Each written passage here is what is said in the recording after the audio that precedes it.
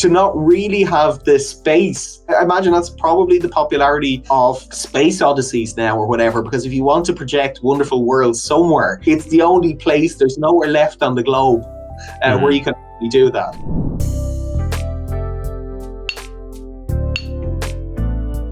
Aurora Dialogues, musings on philosophy, theology and antiquity. Episode 2, Odysseys of the Soul. We travel more than ever. We can get to the other side of the world within a couple of days. But humans have traveled for thousands of years already. Why would our ancestors launch on burdensome Odysseys if they could stay at home? What make people want to cross the borders into the unknown? How does the journey in space change the traveler, his or her soul? Or perhaps this is not a question at all. Perhaps travels in space is only a dim reflection of a more important journey. Today we will be talking about how journeys have been important to our self-understanding of who we are and who we can become, from early Greek antiquity to modern times. Whether journeys are taken literally as a metaphor for the soul, or are taken to represent the soul's innermost being, there is no doubt that it has shaped our thinking profoundly. What did the Greeks have to say about journeys? What do religions like Christianity say? What do indigenous societies think about traveling? Well, we posit these questions to the scholars that are here today. Together with me today, we have Istvan Czachesz from the UiT in Norway, a biblical scholar and a specialist in cognitive science. We have Carl O'Brien from Maynooth University, Ireland, which is specialized in philosophy in antiquity. And we have Michael Heneise from UiT, Norway, a cultural anthropologist and a specialist in religious studies. So, Carl, let me start with you. Given that the Greek thought has so profoundly shaped the way we think in West, can you tell us a little bit about how Odysseys were originally conceived and how it reflected the conception of the soul? Sure. Well, I think if we think of the term Odyssey, right, then the work that we're most likely to conceive of is Homer's Odyssey, right, which is the return of Odysseus to his homeland. So on the one hand, we can say, well, it's this example of heroic travel literature, right? So we can just read it as a very simple account of Odysseus, the king of Ithaca, who returns home after the Trojan War, after numerous adventures. And it fits into this kind of folktale motif of the hero who's expected at home. Trouble is brewing there. And he arrives in disguise, reveals himself, and secures revenge and puts everything in order. But the other way to interpret it is really much more in this kind of allegorical way, and also in terms of what it tells us about values. So we tend to think of the Odyssey as the sequel to the Iliad, right? The Iliad is the story about the Trojan War. The Odyssey fits into this notion of return. Odysseus is returned to his homeland. But in a way, it's a rejection of the values of the Iliad.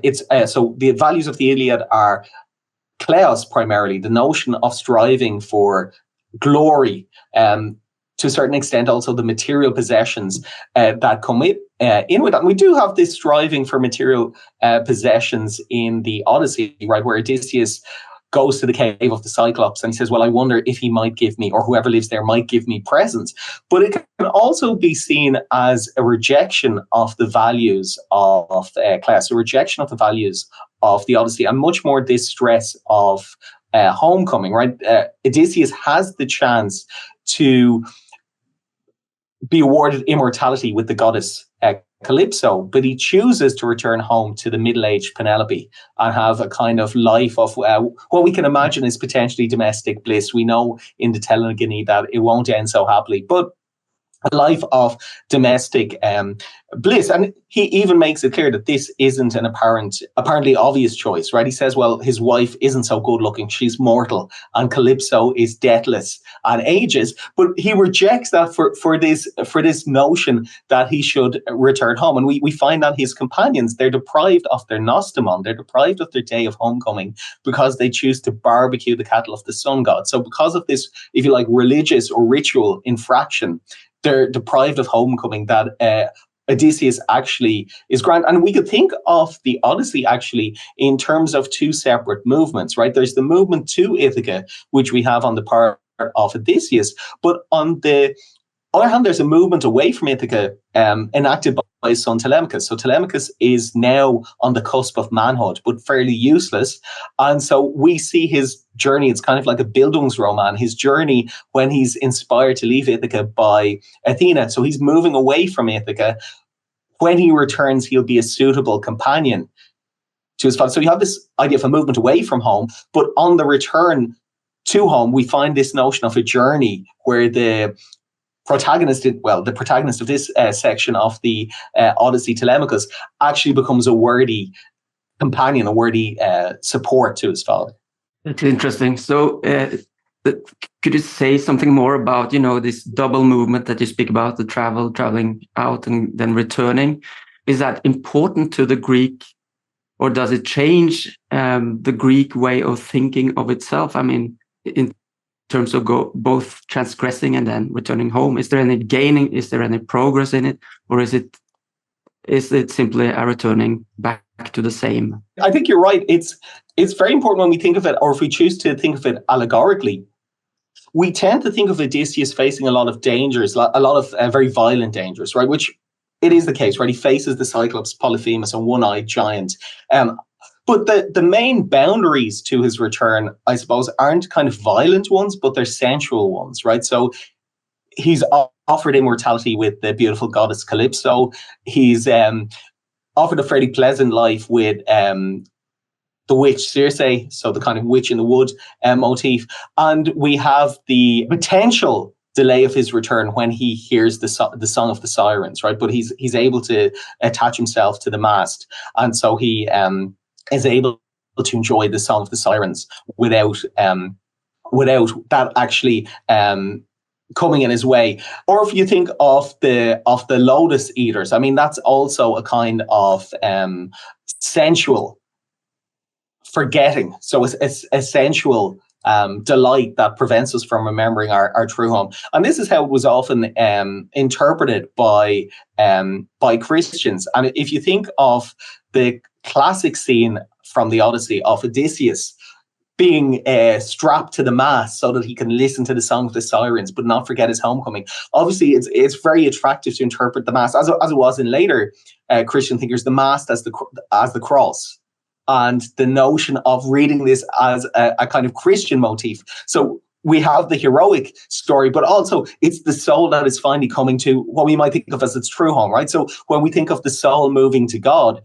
it is not simply a movement to God, it is genuinely a homecoming, a return to the land that we have left at a particular point. And we can only ever return there by rejecting sensual delights.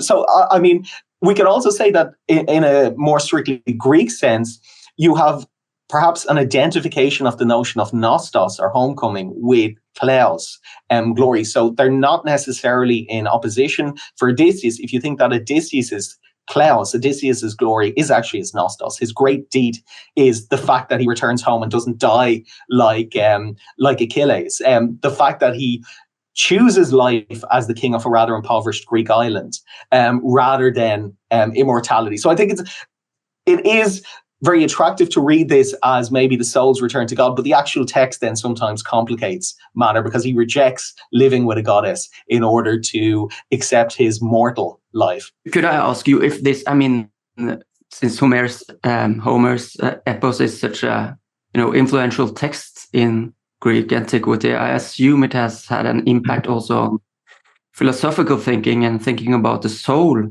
Can you, or what do you think? Is there anything to say about the way the travels are portrayed in Homer, and let's say how Plato or other philosophers thinks about the soul? If we think of Plato, then I suppose the most famous image of the soul or the journey of the soul is actually the myth of Air, right? Where we have this figure Air who's supposed to have died and come back to life and recounts what happened. And so he describes this journey of the soul where the souls are going to be reborn again. So obviously Plato believes in metempsychosis, so the idea that the soul can be reincarnated.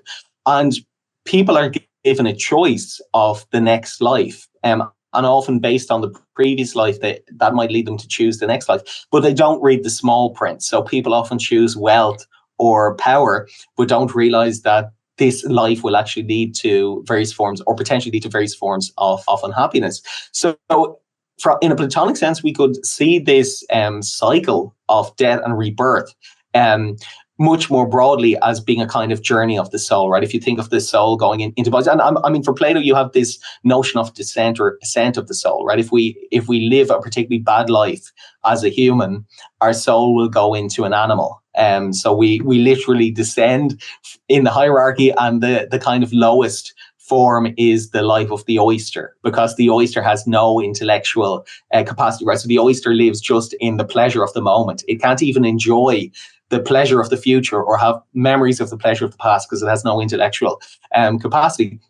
And if we think of this notion of the soul being dying and being reborn, I mean, if we link that to the Odyssey, we could see Odysseus's descent to the underworld, which is also important, right? In the sense that it reminds us of the significance of his journey, where Achilles says it's better to be the slave of the poorest man on earth rather than to be the king of all the dead, right? It's better to be the poorest man on earth than the king of all the dead. So a rejection of the values of the Odyssey. But when Odysseus comes out of the underworld, we could say, well, he's spiritually reborn, right? That itself is a cycle of, well, figuratively death and rebirth. So in this way, the Odyssey does represent the soul's return to its homeland. But as you say, it's not the same Odysseus that returns. It's an Odysseus who has been somehow reborn.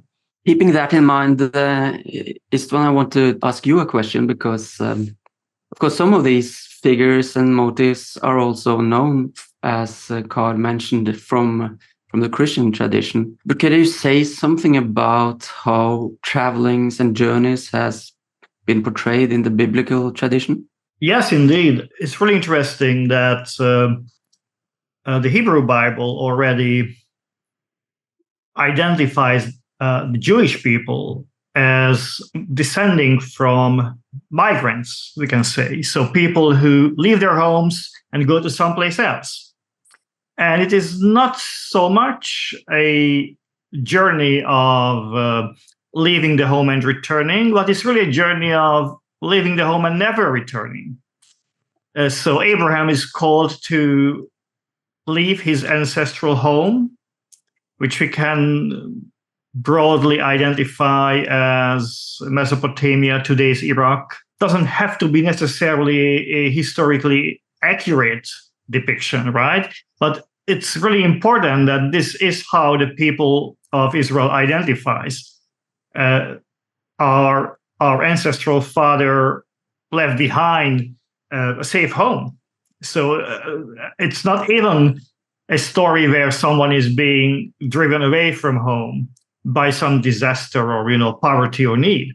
It's just God's call that makes him leave everything behind and pack up with his people. He's not alone. He's not a single individual, but more like moving with an extended family and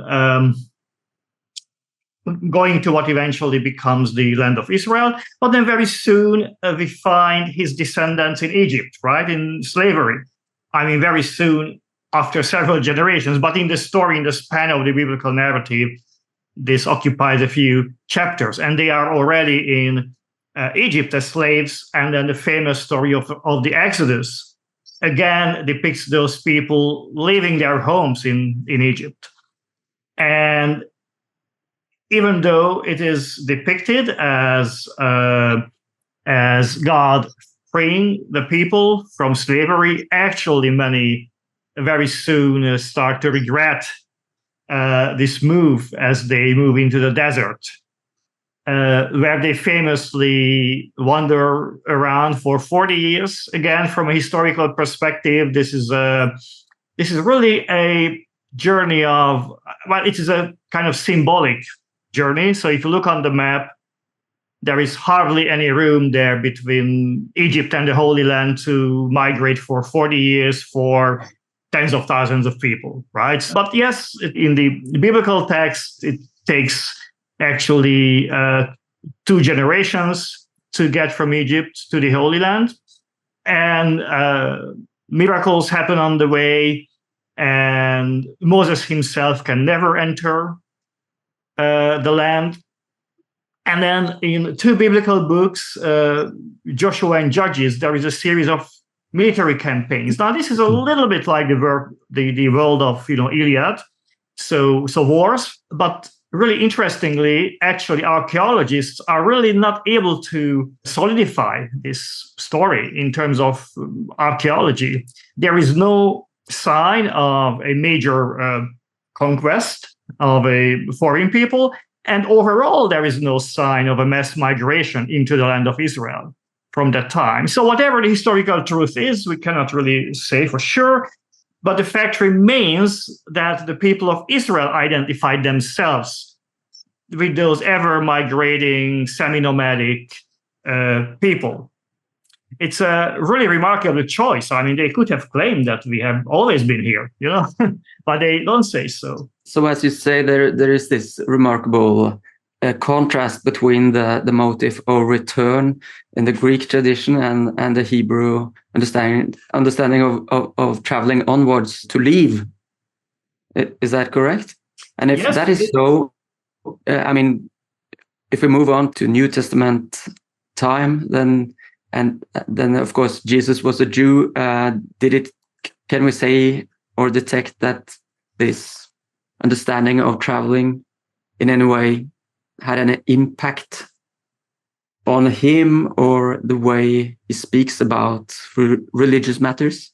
Yes, very much so. This is a really interesting tension, actually, because indeed you can see this idea of always moving onward to a goal, and God calls either an individual or the people as a collective to leave what they have and move towards something. Also history, very famously in Israelite literature, history moves toward a definite future. So it's never a return to some golden age, but it's always a linear or more or less linear, but always forward-looking arrow, that goes into the future. Now, there is also a widespread acknowledgement of the people writing the New Testament being familiar to varying degrees with the Homeric literature. So Homer was the stuff of school education. So everybody exposed in any way to Hellenistic idea, Greek language, would be familiar with them. Scholars disagree on how deep that knowledge was, but there are arguments that the gospel stories, their structure, they are themselves actually somehow imitating Homer. And as Carl mentioned, the earliest depictions of Jesus that we have are also actually depictions of Odysseys.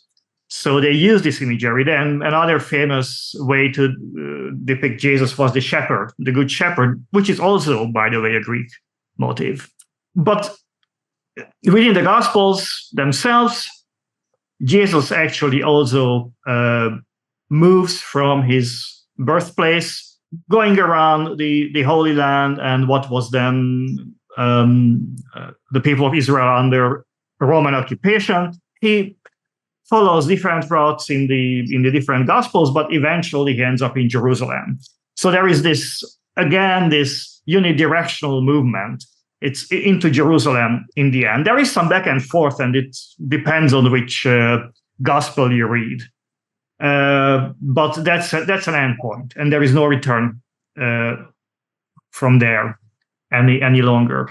And on the way, he also has kind of if you like, adventures. There is, of course, the story of temptation by Satan, the storm on the lake, and there is a revelation on the mountain when he's accompanied by Peter, James, and John, and of course several miracles. Of course, he is not quite a Homeric hero, so he's a kind of, if you like, from a Greek perspective, probably he's seen as a kind of semi-god in the gospel stories, who is capable of performing miracles, and also a wise man, a philosopher. So it's quite a complex figure, not exactly an Odysseys, but there are certainly many of those resemblances as well. Carl, from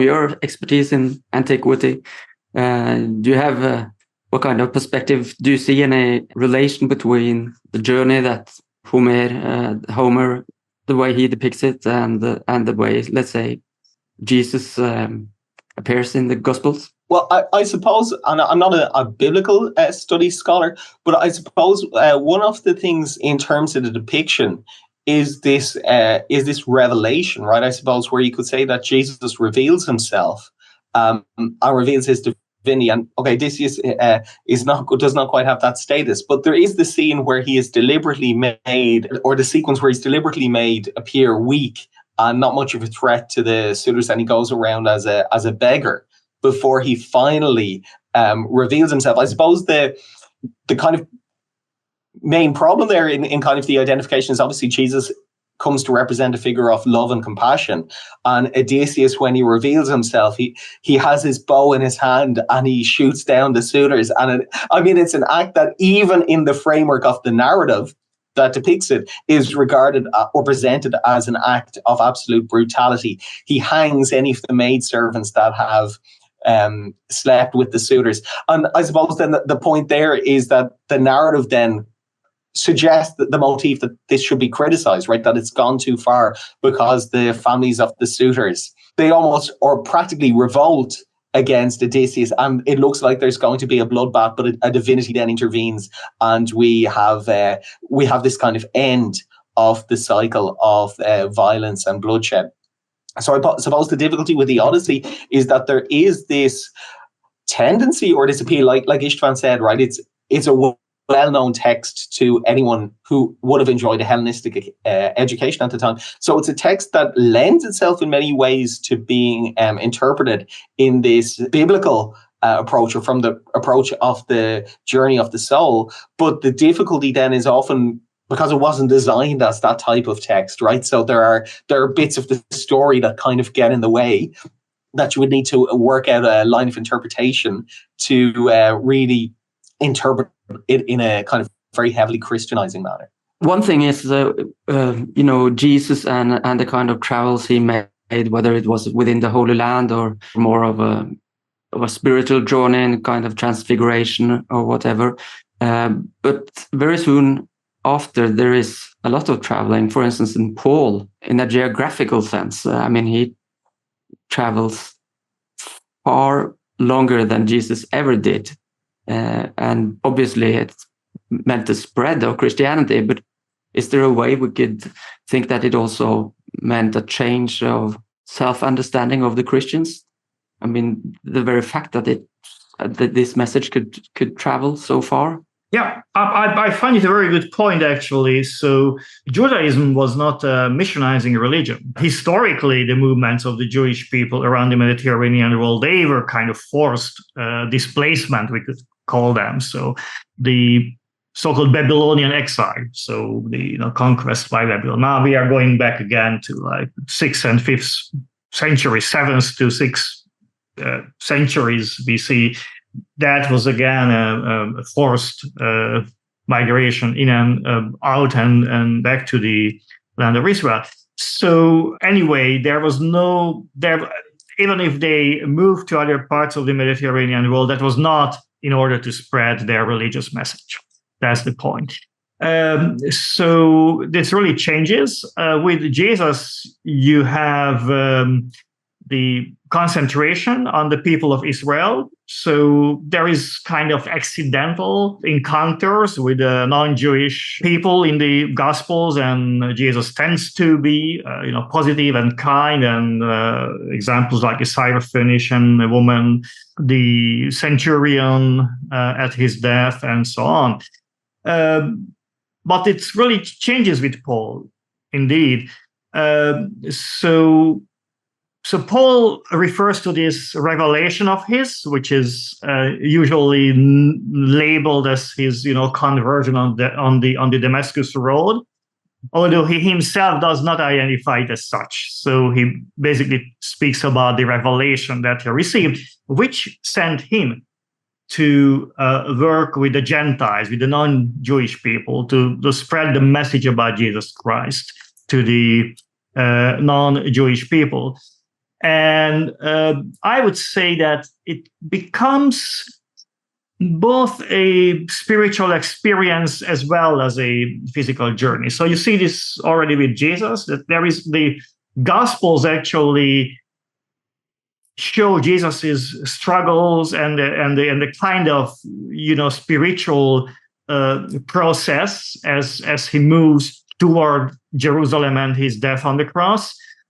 And also with Paul, you see this. Now, just looking at his letters, you see this ongoing negotiation of perspectives and ideas, and developing his theology, basically as he interacts with people in Greece and in Rome. And then there is the kind of what we could call novelistic depictions of those missionary journeys. So that's what you get in the Book of Acts, which is a later text. It looks back from maybe a span of, at least a few decades, from a distance of a few decades, looks back on Paul's figure. So Paul was very well known by that time. Then it creates this really novelistic story with shipwreck and miracles and interactions with people of all ranks, and that kind of also partly entertaining depiction of a missionary journey becomes a standard by which the journeys of the other apostles are told in writings that are not in the Bible, right? So there is an Acts of Paul in addition to the Book of Acts, and there is an Acts of Peter, Acts of John, Acts of Thomas, and so on. Thomas himself goes all the way to India to missionize, for example, and many of those stories have fantastic details, adventures, and they were probably both entertaining as well as seen as genuine kind of educational narratives. Fascinating topic, and of course, I would assume that this, early Christian literature has had an enormous impact on the way, throughout the medieval time onward, how people are thinking about travelings, also in making them more or less allegories of the self. We have so far just been talking about, the Western tradition, Greek, biblical, but of course, traveling has happened all over the world.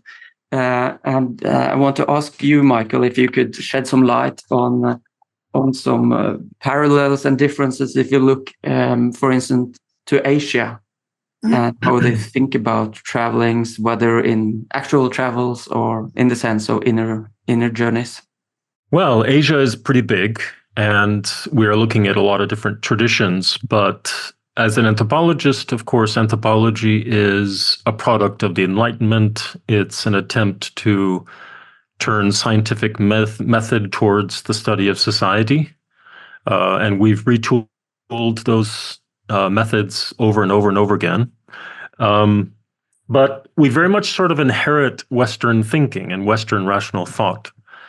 We have the Platonic, the Christian, the Cartesian traditions, all kind of informing the way that we approach notions of the soul, because the anthropologist it often encounters cultures that talk quite a bit about, or at least theorize, in a sense, about the soul or about the spirit or about some kind of immutable essence or singular essence, the way I guess we would talk about it. But anthropologists, of course, are trained to be very sort of rational about these ideas. So we continue to think about these things in terms of morality, maybe even in terms of the soul as a separate form from the material body. But then we come into this tension between how do we describe what we think is happening and how do we describe or give voice to those that are speaking to us or describing these philosophies or these ideas to us from these Asian traditions. I guess if we span broadly Asia, most of my work is in India. And I teach Hinduism here at the university. But in Hinduism, we have the cycle of samsara, which, I mean, it resembles in so many ways this idea of rebirth, which Carl was talking about. We have the idea in Hinduism of the Atman, the soul, which embarks on this vast sort of cyclical journey of birth, death, rebirth. It's a cycle governed by karma, a term we've heard quite a lot. It's constantly being used on TikTok and in social media as a kind of a way of life kind of coming back at you for something you've done. The law of moral cause and effect, as it were, where the soul's actions in a life determine its circumstances in the future. The ultimate goal, of course, is moksha, this idea of liberation from samsara, the liberation from this cycle. You talked about losing status in the cycle and falling down to clams. And I mean, this is very much still the way, millions and millions of Hindus or followers of Hinduism articulate or think about these things, or think about the journey of the soul, or their own journey. And ultimately their relationship with Brahman, which is sort of this universal oneness that from which all life and all of creation emerges. In Buddhism, we have a radical departure from the notion of a permanent soul with this doctrine of anatta, or non-self. It's a concept that sort of asserts that what we consider the self is but a collection of interconnected phenomena without any kind of enduring essence. And the focus is really on this journey of enlightenment, about the human attempt to liberate oneself from a cycle of suffering. I mean, there's a lot of very complex language within Buddhism to kind of articulate that. But the idea really is to also kind of liberate oneself from the chain of rebirths. Taoism, I mean, there's a lot of different philosophies that certainly riff on this theme. My own research is among indigenous communities in the Himalayas, where the journey of the soul is something you find in the oral epics, the laments, the oral laments that often last days and days. I recently was part of a project in Assam, and we recorded what we thought were just a collection of funeral songs, and ended up being 34 hours long, a single lament. We're currently transliterating and transcribing it. Well, we've done the transcription, but we're now translating it. And it's about 1,500 pages, and it's this incredibly detailed account of the dirge singer, the sort of shaman figure, ushering the soul back to the ancestral village. And the ancestral village is in some mythic land. And what's described across these 32, 33 plus hours is the landscape, the treacherous landscape of mountains, of hills, of caves that they shelter in on the way, the spirits that they have to negotiate along the way, the kings and queens and the princes and the warriors that they have to negotiate passage with. It really is an epic, in every sense, an epic journey of the soul back to this ancestral land, which is, in this case, a village of 1,000 households that are expecting the soul, and the soul is then sort of restored into this original original sort of ancestral village. Interestingly, now that a lot of these indigenous communities across, well, it's a global phenomenon now, but this real strong interest in identity, in sort of origins, in sort of migration stories. Who are we? What's our identity? How is it that we sort of articulate our indigeneity in the modern world? There's a lot of interest in these older stories as potentially quite geographical depictions. So one of the interests in this study that we're doing of this particular epic is whether the names of the places being sung in this epic are actually places that can be found on a map, and whether the journey of the soul through these landscapes is in fact a migration route, potentially back to Yunnan or maybe even further towards the east in China, which is what they believe. So there's a lot of really interesting work being done right now. Just one small interest I have now that I'm kind of studying epics is actually the linkage between these narratives and some of the larger epics of Tibet, of Central Asia, for example, in Kyrgyzstan, where they have the Manas epics.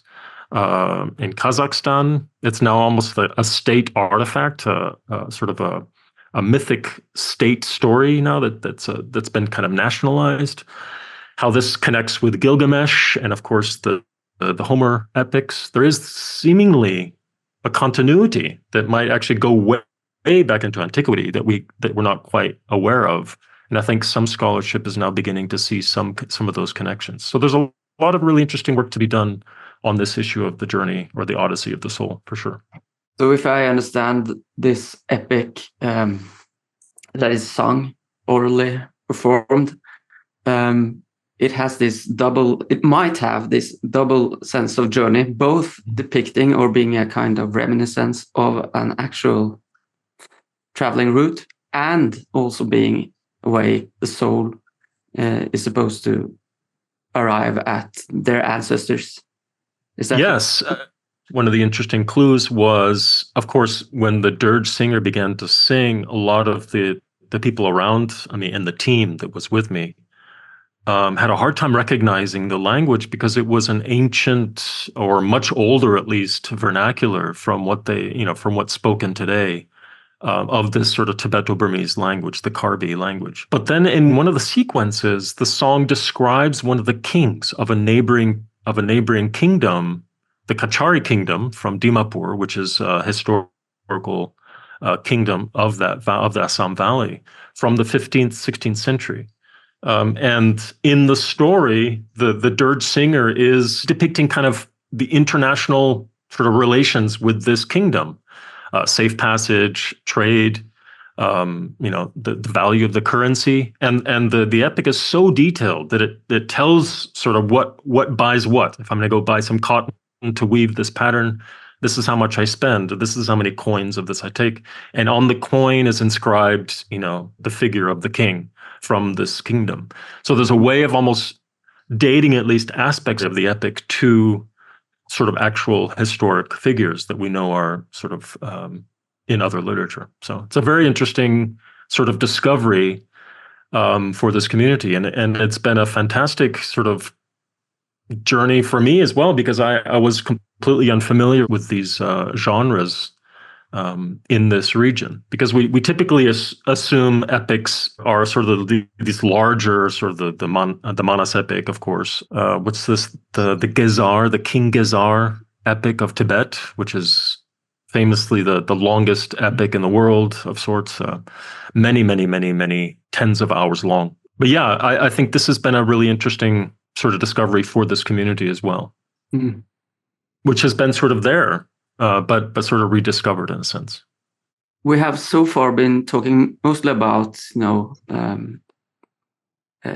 older times, antiquity. Of course, this epic is performed in present time, but dates back or refers back in history and so on. But I want to ask you, if you look at traveling today, I know we're making a big jump forward. Of course, we travel in far more than our ancestors probably did, and I mean the kind of we could cross the world in days, and it does something to us, much for good, but also I guess the sense of the unknown has been changed. I mean, we can experience a lot of things, but we might have lost the sense of the world as, something beyond, something not known to us, because it is in principle accessible. Even if I haven't been there, I can go there. Granted that this is so, or you might doubt it, whatever. Does that make any difference to the way we think about ourselves? I mean, so much of what all the three of you have said subscribes to the fact that traveling and our self-conceptions as souls or whatever selves, they are connected. So when traveling changes in our present days, how does that affect us? I don't know if there is anyone who has any perspective from that, from your vantage perspective of your speciality, or some can make sense of our present time. Istvan? Yeah, I'd like to kind of start with a comparative perspective, because you pointed out that we being like on average human beings living on Earth today, not everyone, but on average, more people travel farther than it was the case, let's say, 2,000 years ago, which is certainly true. What I find interesting is that all those narratives that we talked about in antiquity and in history depict those fantastic journeys and long journeys and journeys into the unknown and so on, when in fact most people did not really travel anywhere. So where they would go is the nearest city. And then this is actually even today the case for most people, I would argue. So in antiquity, of course, and I'm now going back to the ancient Mediterranean world where I have more data, or I have more concrete information.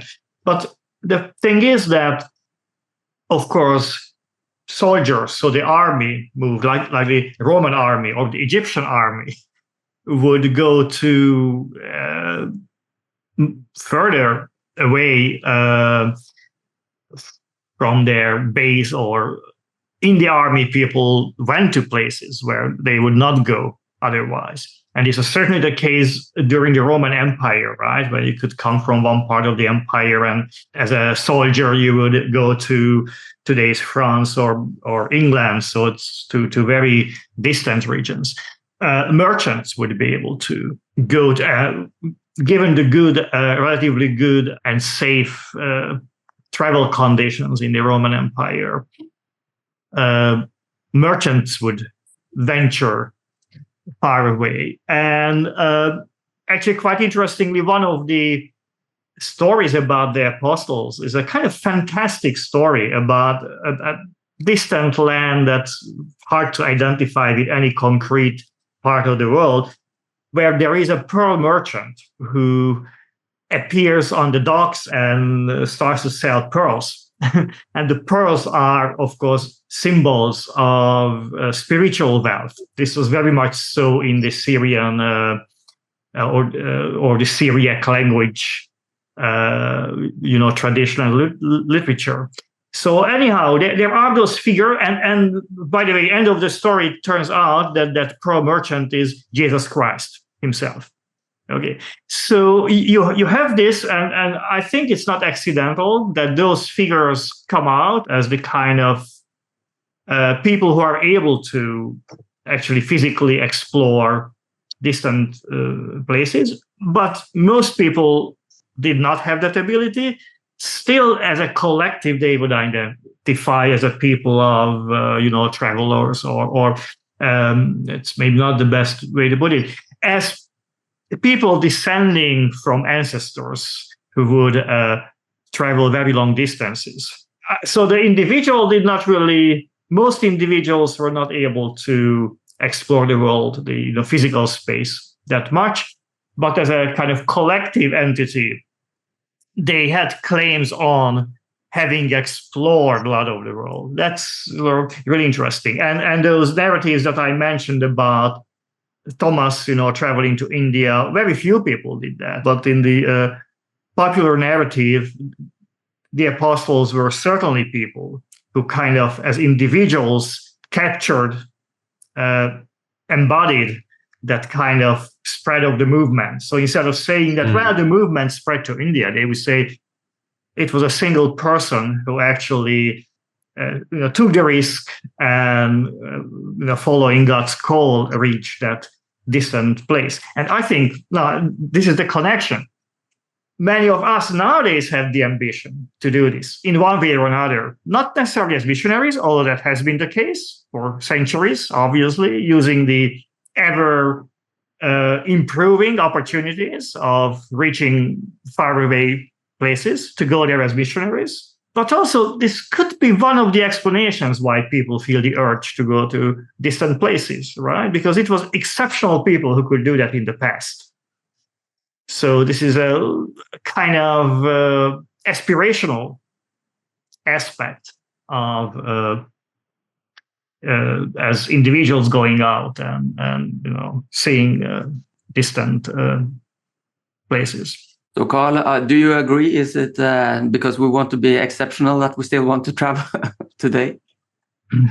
Yeah. I mean, I think there is that element, right, where you do have in the Odyssey or whatever, you do have the figure of the hero who's somehow greater than everyone else, right? And I mean, it comes across very much even in the Nausicaa episode, which is kind of aborted fairy tale or folk tale motif, where Odysseus just shows up and this teenage girl sees this 50-year-old guy and says, "Oh, I wish I could have a husband like that," right? So he's this kind of exceptional figure. But I mean, I do think there's also the other element of a kind of journey inward, right? A kind of internal journey of the soul, where you don't happen to go anywhere. And if you think of Boethius, the Consolatio, the consolation of philosophy, where he 6th century, about 524, so where he's imprisoned and he has this dialogue with Lady Philosophy, and it's very much presented that the soul is returning to its true home, but actually he doesn't travel anywhere. He's sitting there waiting to basically be executed in what will be likely a very, very brutal, very violent death. And so obviously there is the element of a journey, even though he doesn't go anywhere. And I mean, I think that's part of the sad feature, right? It ends with Boethius still in a cell. He hasn't traveled anywhere. The point is, though, you do have this notion that he's going back. The soul is returning to its true homeland, even though that he is remaining in his cell. This narrative of a journey is still presented there. And I do think we kind of have that in a way now, right? Where we maybe lost to a certain extent the spiritual aspect, but the aspect of being able to access knowledge and engage with different parts of the world in a way that we couldn't do now via the internet, via YouTube, whatever. We have these capacities, but I do think that it's kind of it comes back to what Istvan says, where you look at the map of the ancient world and you see that there wasn't very much space for the Israelites to maneuver for 40 years. But in a way, that doesn't matter if people have a poor knowledge of the world, right? Nowadays, this notion of having this space to maneuver, I mean, it's the same in the case of the Odyssey, right? Where you have this entire industry almost of placing the travels of Odysseus on the map. And at a certain point, he's very much off in this kind of wonderland where he encounters giants and witches and other figures that are really more associated with folktale than with what we might think of as the Greek mythological tradition. And then when he encounters the Phaeacians, that's really the point where he comes back through the looking glass. It's a kind of a little bit of a mystical world. But after he returns, after they bring him back to Ithaca, he's then very much back in the real world that the Greeks could understand, faced with very real and meaningful problems. And I think the difficulty that we have nowadays is we have, on the one hand, as Istvan was saying, this maybe drive to become exceptional individuals, but we don't really have anywhere exceptional to do it in, right? Because we know we haven't known enough about the rest of the world to know that there is no looking glass, and to not really have the space now where any of this can happen. I imagine that's probably the popularity of space odysseys now or whatever, because if you want to project wonderful worlds somewhere, it's the only place that remains. There's nowhere left on the globe where you can do that. Michael, what do you think? What is the state of traveling today and our self-conception? Well, I agree with everything that's been said to a point. My sense is that we've lost the art of storytelling. One of the things that I'm particularly fascinated with is the bard, the epic bard that travels thousands of kilometers across the highlands of Asia to share news. They'll walk into a marketplace in a small village and people will gather around, and they've just sort of traveled through Lhasa maybe. So they have news about the monks in Lhasa, and they have news about what's going on in this other part of the world. And at the same time, they're telling a story. They're storytellers. How do they learn their craft? They learn it through dreams. They encounter some figures in dreams, or they learn their epic through another master that understands the epic. So there's a way in which the world that they describe in their stories and the worlds that they traverse as travelers come together in that person. And of course, throughout literature, we have the tricksters and we have the sort of Pushkin figures, and we have the kind of the sort of anti-hero storytellers, the troubadours, the sort of misfits that somehow have some kind of esoteric knowledge. But I think a lot of that comes together in the story and the narrative. And I think part of what has made the literature so rich and so amazing and so attractive to listeners is its imaginary qualities. And if we can just get our kids to get back into books, I think that's kind of where the journey happens. It really is in the story and in the narrative and in what's possible in the imagination. So much of that is demystified when we actually physically move through space instead of sort of imagining that space. But I think we have relied a lot on storytellers for centuries and centuries. And now that we've been able to kind of buy a ticket on EasyJet or whatever and go see for ourselves, the sort of mystical land of Venice and Rome is kind of squashed by the heat and the other tourists and the sort of mediocre food, and we tend to lose the sort of mystical and fantastic aspect of what a story is. So I think it has a lot to do with storytelling. Istvan? Yes, one example I want to mention, it's just again back to the New Testament, is the Book of Acts, where in the last chapters you have a first-person narrator telling about the journey of Paul, the shipwreck on the island of Malta, and then all the adventures there and all the dangers that have been actually kind of stock elements of storytelling since the Odyssey. But then at the time of the writing of the Book of Acts, it's the stuff of the romantic novels where young men and women are separate, lovers are separated, and then they go through these adventures to reunite eventually. But the interesting thing is that the first-person narrator in the Book of Acts, although narrates in the first person, never writes about himself. And that's really interesting. So he's not really taking selfies or not, putting himself into the picture at all. Very good point. Yeah. It remains always Paul who is the focus of the narrative. It's just we went there and we did there and we boarded a ship and this giant storm started and everybody was scared, but Paul told them not to be afraid and so on. So this is this is a big adventure. It is at least depicted as a really, really big adventure, a dangerous situation. It's something that actually really interesting to read even today. That's part of the Book of Acts. Actually, most of the Book of Acts is quite entertaining in its way, but that section especially so. But then this first person narrator is quite happy to, give the limelight to the apostle, and I find that really interesting motive there. Okay, thank you very much for intellectual journey conversation. It's hard to sum up in a few words. We have touched upon the Greek tradition, the Christian tradition, and we have had a look into some Asian traditions today. And it still seems to me, after our conversation, that there is a reason why ordinary travel in space and the travel of the soul must be somehow connected, even if I can't pin it down exactly, but it seems that they feed onto each other in a very interesting way, whether you take it from the inner life and look outward or outward and inward, I wouldn't say. But in any way, thank you, and thank you for listening to today's episode.